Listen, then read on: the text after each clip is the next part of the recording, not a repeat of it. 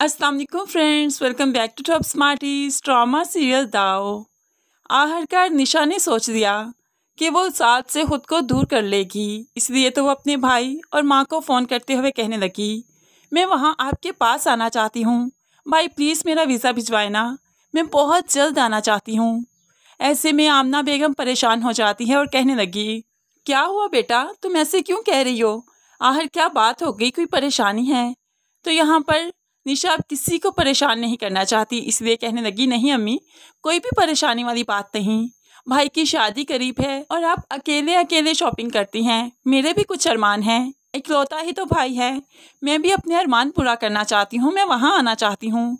मैं रहती तो यहाँ पर हूँ, लेकिन हालात सिर्फ आपके आते हैं, तो क्यों ना मैं आपके पास आ जाऊँ भाई, मेरे वीज़े का करे ना कुछ।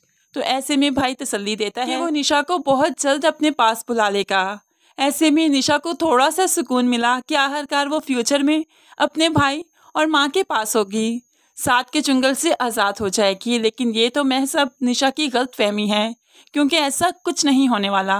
आबदा बेगम जो निशा की बातें सुन रही थी, जल्दी से उसके पास आई और कहने लगी, निशा तुम अपने घर वालों को क्यों परेशान करती हो, जबकि मैंने तुम्हें कहा है कि मैं तुम्हें बाहर भिजवा दूंगी। तो ऐसे में निशा कहने लगी, मैं जानती हूँ आप मुझे नहीं भिजवाएंगी, क्योंकि साद आपको ऐसा करने नहीं देंगे। तो अब आबदा बेगम उल्टा निशा से ही बेरूही का इजहार करते हुए कहने लगी, वैसे तुमने भी तो साद के साथ अच्छा नहीं किया, मैंने कितनी बार कहा कि बेटा उससे अच्छे से बात किया करो, वो मोहब्बत की ज़बान समझता है, लेकिन तुम्हें प्यार से शायद बात करना आता ही नहीं। अब तो निशा हैरानगी से आबदा बेगम को देखती रही और फिर उन्हें बताने भी लगी, मैंने की थी उनसे प्यार से बात, उनसे माफ़ी भी मांगी थी अपने रवैये की और फिर प्यार से बात भी की थी, लेकिन उन्होंने मुझे गोल गोल इतना घुमाया, मेरे बाजू को इतना मोड़ा कि ये देखे ना, ये देखे मेरा बाजू अभी तक दर्द हो रही है इसमें, ये देखे साद ने जिस तरह से मोड़ा, मेरी कलाई पर कितने निशान हैं।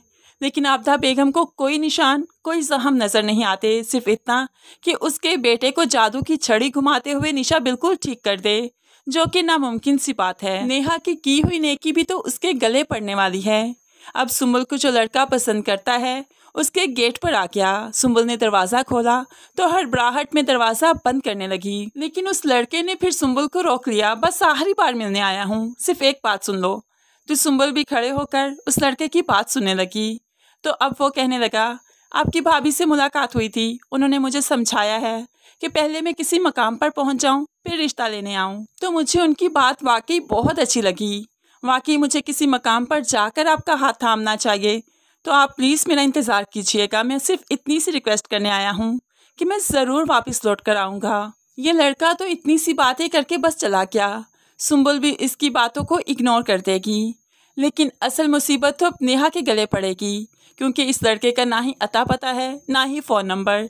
जब अलमास बेगम आसिम को वीडियो दिखाते हुए बदगुमान करेगी तो नेहा के पास कोई सबूत नहीं होगा कि वह सुंबल के लिए उस लड़के से मिली थी, और सुंबल भी भाई और माँ के डर से कुछ सच नहीं बता पाएगी। इस तरह से नेहा की ज़िंदगी तो बर्बाद हो ही जाएगी। लेकिन फिर एक ज़ात भी है जो कि इंसाफ करती है और किसी का बुरा होने नहीं देती। जब कोई अच्छा करे तो उसके साथ भला कैसे बुरा हो सकता है, और इंसान उसी ज़ात को भूल बैठा है। तो फिर कुदरत भी तो मकाफात दिखाती है और अलमास की फैमिली को बहुत अच्छे से दिखाएगी।